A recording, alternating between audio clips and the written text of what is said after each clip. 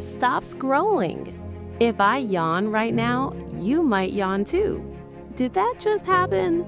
Don't worry, it's not sleep. Yawning is contagious. When we see someone yawn, our brain wants to copy it. This happens because of mirror neurons. These brain cells help us copy actions and understand other people.